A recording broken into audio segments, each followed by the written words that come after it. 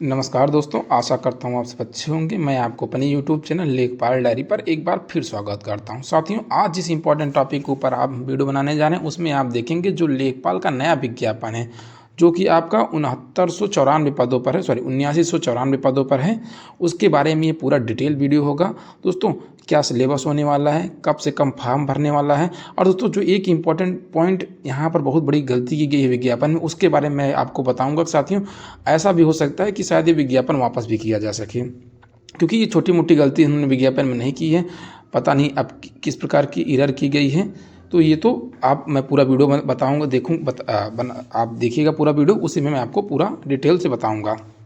ठीक है साथियों, तो आप देखेंगे ये विज्ञापन आज 16 दिसंबर है, ये जारी किया गया है। आप देखेंगे विज्ञापन आपको जो 16 दिसंबर को जारी हुआ, 29 तारीख से आपके फॉर्म भरे जाएंगे, 1 महीने तक, 29 दिसंबर से 28 जनवरी तक। उसके बाद आप आवेदन में संशोधन 4 दिसंबर तक करेंगे। ठीक साथियों, इसी बारे में पूरा यहाँ कुछ बताया गया है। क्या है, आप देखेंगे कि जो आपकी पेट की परीक्षा हुआ था, जिसका आंसर की अभी कुछ दिन पहले ही जारी हुआ था, 1 हफ्ते पहले लगभग, उसी के अकॉर्डिंग दोस्तों जो बच्चे पेट की परीक्षा में बैठे हैं वह क्या कहते हैं, मतलब इसका कहने का मतलब कि जो छात्र पेट की परीक्षा में बैठे हैं और उन्होंने क्या कहते हैं, उनका जो नॉर्मलाइज्ड स्कोर है 0, उससे क्या कहते हैं नकारात्मक नहीं है, वो इस पेट की परीक्षा के फॉर्म को भर सकते हैं। उसके बाद दोस्तों क्या होगा, उनकी शॉर्ट लिस्टिंग की जाएगी। कहने का मतलब है जो 8900 आपके 94 हैं पद है, इसके अकॉर्डिंग देखिए इसमें तो लिखा गया है कि ये 15 गुना बुलाएंगे, तो दोस्तों लेकिन ऐसा होता नहीं, 15 गुना कभी नहीं बुलाया जाता। आप मान चलिए लगभग 40 गुना करीब बच्चों को बुलाया जाएगा। ठीक है, जो नंबर आपके बनेंगे उसको सब मैं इसी वीडियो में बताऊंगा। ठीक है, तो आगे करके हम पूरा इसका जो विज्ञापन है डिटेल में उसको देखते हैं। और दोस्तों क्या एक बड़ी गलती की गई उसको भी मैं इस वीडियो में आपको पूरा बताऊंगा। साथ ही साथ दोस्तों आप हमारा टेलीग्राम चैनल है लेखपाल डायरी के नाम से, उसको भी ज्वाइन कर लीजिएगा। जिससे होगा क्या साथियों कि जो परीक्षा के लिए इंपॉर्टेंट चीज़ें होंगी वो मैं आपको अपने टेलीग्राम चैनल के माध्यम से प्रोवाइड करता रहूँगा, जिससे आपको तैयारी करने में आसानी होगी। दोस्तों मेरा एक्सपीरियंस मैं आपको बता दूं, मैं भी एज ए सिलेक्टेड लेखपाल हूं, तो इस वजह से मैं आपको काफ़ी हेल्प करने वाला हूं। मैं आपको जॉब के बारे में भी बताऊंगा कि एक जॉब प्रोफाइल किस प्रकार से है, किस प्रकार से आपको तैयारी करनी है। तो हर एक चीज़ इसी वीडियो में या आगे वाली जो सीरीज आएगी लेखपाल की, उसमें मैं आपको सब कुछ बताऊँगा। और दोस्तों सिलेबस में भी जिस प्रकार का परिवर्तन सोचा गया था उस प्रकार से परिवर्तन नहीं हुआ, लेकिन सिलेबस में जिस पर परिवर्तन कहा गया था परिवर्तन हुआ है। ठीक साथियों, आप देखेंगे यहाँ पर जो प्रक्रिया होगी सब ऑनलाइन होगी, ऑफलाइन कुछ नहीं होगा। ठीक है, आप UP-SSC की साइट पर जाके इस फॉर्म को भर सकते हैं। आवेदन की प्रक्रिया सामान्यतः है वही है कि आप जो कुछ खास नहीं है, जो सामान्यतः हर फॉर्म जैसे भरा जाता है। आपको देखिए पेट के जो आपका जो है रजिस्ट्रेशन नंबर है उसके थ्रू आपका OTP के माध्यम से लॉगिन होगा और आपका आवेदन भरा जाएगा। आप उत्तर प्रदेश के निवासी हैं या नहीं है, ये सब पूरी डिटेल आप आरक्षण के बारे में, आपकी शैक्षिक योग्यता, आपकी जन्म तिथि, लिंग, वैवाहिक स्थिति, संपर्क सूचना, मोबाइल नंबर, ईमेल, ये सब आपको डालना होगा। ठीक है, आगे उसमें देखेंगे कि आपको एक फ़ोटो व हस्ताक्षर होगा। अन्य विवरण में दोस्तों आपकी इस भाग में अभ्यर्थी को अनुमानी अर्हता के संबंध में यस नो विकल्प चुनना होगा। उसके बाद इस भाग में अभ्यर्थी द्वारा प्रारंभिक अर्हता 2025 में दर्ज किए गए अस्थायी व पत्राचार का पता भी स्वयं प्रदर्शित होगा। ठीक है, जो आप पेट में प्रदर्शित किए होंगे उसको यहाँ पर प्रदर्शित होगा। ठीक है दोस्तों, अब आगे चलते हैं। फीस, तो फीस यहाँ पर बताई गई है दोस्तों, 25 रुपये फीस यहाँ पर लगने वाली है। दोस्तों आप यहाँ पर देखेंगे जो आवेदन शुल्क है आपका 25 रुपये लिया गया है। आवेदन शुल्क, ऑनलाइन आवेदन शुल्क, चाहे तो जिस कैटेगरी को आपका मतलब general, EWS, OBC, SC, ST सबके लिए आपका 25 रुपये शुल्क लगा। दोस्तों ये शुल्क अभी ये आपको फॉर्म फिल करने के लिए, इसके बाद जब आपका मेंस होगा, कहने का मतलब जब आपकी परीक्षा होगी, जो ऑब्जेक्टिव परीक्षा होने वाली, उसके लिए आपको अलग से 200 रुपये, जिन छात्रों को शॉर्ट लिस्ट किया जाएगा उनको 200 रुपये की अलग से एक फीस जमा करनी होगा, भुगतान देना होगा। आप यहाँ पर पढ़ सकते हैं, लिखा है कि मुख्य परीक्षा हेतु परीक्षा शुल्क का भुगतान केवल मुख्य परीक्षा हेतु शॉर्टलिस्ट किए गए अभ्यर्थियों द्वारा ही अलग से किया जाना होगा। ठीक है, तो जब आप प्रवेश पत्र डाउनलोड करने लगेंगे, आपका एडमिट कार्ड आएगा, तो उस समय आपको ये देना होगा। आगे चलते हैं। एक इम्पॉर्टेंट पॉइंट जो सबको ध्यान रखना है कि जो प्रिंट आउट फॉर्म है उसको आपको रख लेना है, उसमें कोई कोताही नहीं करनी है। बहुत लोग छात्र जो हैं वर्तमान में मोबाइल से फॉर्म फिल करते हैं, उनका प्रिंट आउट फॉर्म नहीं निकल पाता है, तो ये चीज़ पर आप ध्यान रखिए। प्रिंट आउट फॉर्म निकाल कर रख लीजिए, DV के समय काम देता है, यहाँ भी अलग से बता दिया गया है। ठीक है, उसके बाद आपको संशोधन भी किया जा सकेगा। इन्होंने बताया है कि ये किस किस चीज़ में आप संशोधन कर सकते हैं, तो ये सब आपको बताया गया है इसमें, आप इसको देख लीजिए। अब देखिए यहाँ पर क्या बताया, प्रेस नोट दिया गया, क्योंकि जब देखिए पिछली बार जो वैकेंसी हुई थी 2022 में, जिसका नोटिफिकेशन है, उसमें क्या था कि जो आपकी दिव्यांग कैटेगरी के छात्र थे उनको पूर्ण रूप से बाहर कर दिया गया। तो उसी के बारे में देखिए, ये आपका दिव्यांगजनों के लिए है कि देखिए ये इन्होंने बताया कि पत्र संख्या इतने द्वारा उत्तर प्रदेश लोक सेवा आयोग में दिव्यांगजनों को समूह का खा गा एवं घा में 4% क्षैतिज आरक्षण सुनिश्चित करने हेतु पदों का पुनः चिन्हांकन किया गया है। उक्त के क्रम में दिव्यांग अभ्यर्थियों को अपनी दिव्यांगता की श्रेणी के अनुसार आवेदन पत्र में दिव्यांगता की श्रेणी या उप श्रेणी के चिन्हांकित करते हुए अपडेट किया जाना अनिवार्य है। ठीक है, तो ये बता दिया गया है। अब यहाँ पर देखेंगे कि आवेदन पत्र में अनुमान संशोधन इस विज्ञापन में उल्लिखित संशोधन की अंतिम तिथि 4 फरवरी 2026 तक ही किया जा सकता है। उक्त तिथि के उपरांत आवेदन पत्र में संशोधन किया जाना संभव नहीं होगा। इस संबंध में त्रुटि सुधार संशोधन हेतु पृथक से कोई प्रत्यावेदन स्वीकार नहीं होगा, मतलब कोई अलग से संशोधन स्वीकार नहीं होगा, ये बताया गया है। अब चलते हैं आरक्षण की बात। दोस्तों यही चीज़ मैं कह रहा था कि जो बहुत बड़ी गलती यहाँ पर की गई, आरक्षण के बारे में इस चीज़ को ध्यान देना चाहिए था, जो कि ध्यान नहीं दिया गया। आप देखेंगे जो आरक्षण की कैटेगरी है, आप देखेंगे ये आपका पूरा पद कितना है, 7994 पद हैं। ठीक है दोस्तों, 10% आरक्षण इनको दिया गया।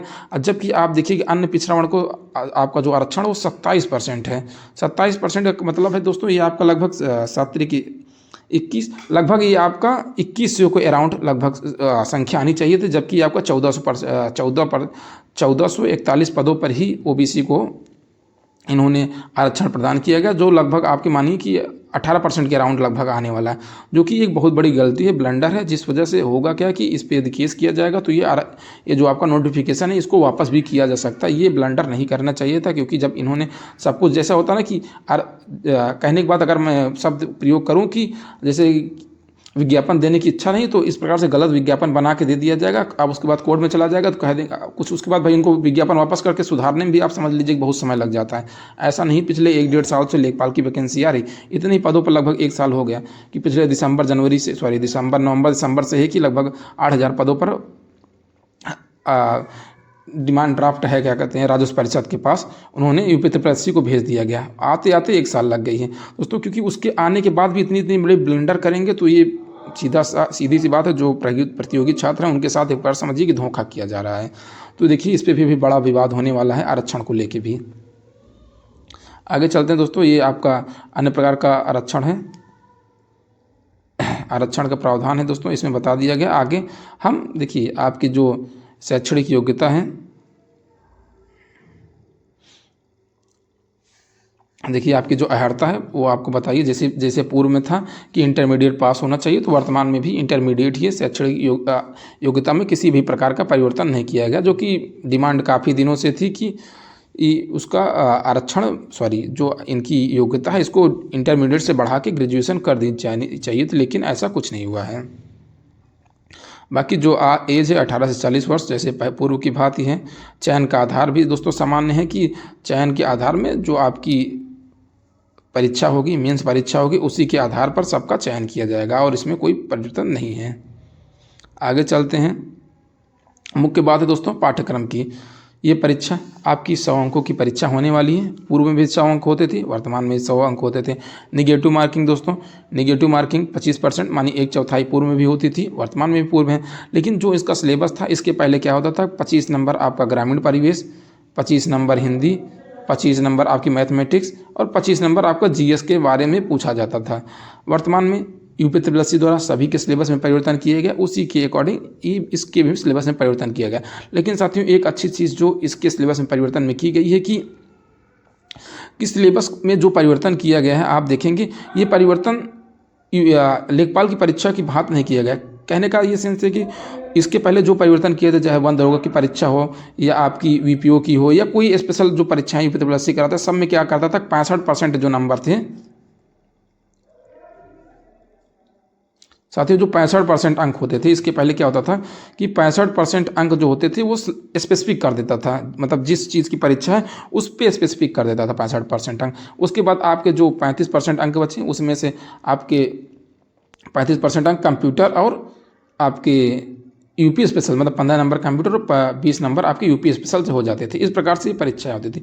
लेकिन वर्तमान में देखेंगे तो ये इसको सामान्य जो तैयारी करता था उस बच्चे के लिए भी बड़ा अच्छी बात है, क्योंकि 35 नंबर आप देखेंगे लास्ट के 35 अंक कंप्यूटर के लिए उसी प्रकार से सृजित हैं। लेकिन जो 65% अंक ग्रामीण परिवेश, कहने का मतलब जैसे अनुमान था कि ग्रामीण परिवेश से आने वाले हैं, उसमें देखेंगे एक अच्छी बात है इसकी, मतलब मैं खुद प्रशंसा करता हूँ। जो चीज़ अच्छी है उसकी मैं खुद ही प्रशंसा करता हूँ कि एक सामान्य जो छात्र हैं, अब होता था क्या कहता था 65 नंबर के तैयारी करने के चक्कर में बहुत से छात्रों को अपनी जो मुख्य परीक्षा है उसको जो कंटिन्यू, जैसे कुछ एसएससी की तैयारी कर रहा है, बैंक की तैयारी कर रहा है, उसको छोड़ के इसमें समय व्यतीत करना पड़ता था, जिससे कि उसकी वहाँ की भी तैयारी खराब होती थी। आप देखेंगे इतिहास है, पॉलिटी है, भूगोल है, इकोनॉमिक्स है, ये देखिए आपका ग्राम विकास है, ठीक है, 5 नंबर, महज 5 नंबर का। इसमें क्या होगा, बहुत से छात्र इसको तैयारी करें या ना करें, इसको भी छोड़ भी सकते हैं, इग्नोर भी कर सकते हैं। भारतीय राष्ट्रीय एवं अंतर्राष्ट्रीय महत्व का सामयिक घटना, ठीक है, मतलब कि आपका करंट अफेयर्स, विज्ञान एवं प्रौद्योगिकी, पर्यावरण परिस्थिति एवं आपदा एवं प्रबंधन, ये देखिए आप कह सकते हैं ये भी लेखपाल से रिलेटेड है, ठीक है। डाटा इंटरप्रिटेशन मतलब डीआई, सामान्य हिंदी, और साथियों आपके कंप्यूटर और यूपी स्पेशल, ये देखिए सिलेबस है। सिलेबस इन्होंने बहुत अच्छा बनाया है और सुगम सिलेबस बनाया है, ये मैं सिलेबस की इनकी तारीफ़ करता हूँ। आगे चलते सिलेबस हो गया साथियों। अब सिलेबस के बारे में यहाँ डिटेल है दोस्तों, ये पूरा डिटेल विज्ञापन आप हमारे लेखपाल डायरी नामक यूट्यूब टेलीग्राम चैनल है वहाँ पर है, मैं उसका चैनल का लिंक अपने डिस्क्रिप्शन में पिन कर दूँगा, वहाँ से आप ज्वाइन कर लीजिए जो भी छात्र तैयारी करना चाह रहे हैं, क्योंकि एक बड़ा विज्ञापन है। नियर अबाउट आप मान के चलिए कि मैं बता रहा हूँ लगभग 3 से 3.5 लाख बच्चे इस पेपर को देने वाले हैं। लगभग भले ये 15 गुना इसमें विज्ञापन में लिखा गया, लेकिन 3 से 3.5 लाख बच्चे इस पेपर में देने वाले हैं। 15 गुना नहीं, आप मान चलिए लगभग 35 से 40 गुने छात्र इस पेपर को देंगे, ठीक है। अब आगे चलते हैं साथियों, ये हो गया इसका सिलेबस हो गया, पूरा सिलेबस डिटेल में है, ठीक है। सिलेबस के बारे में एक अलग से वीडियो बना देंगे साथियों।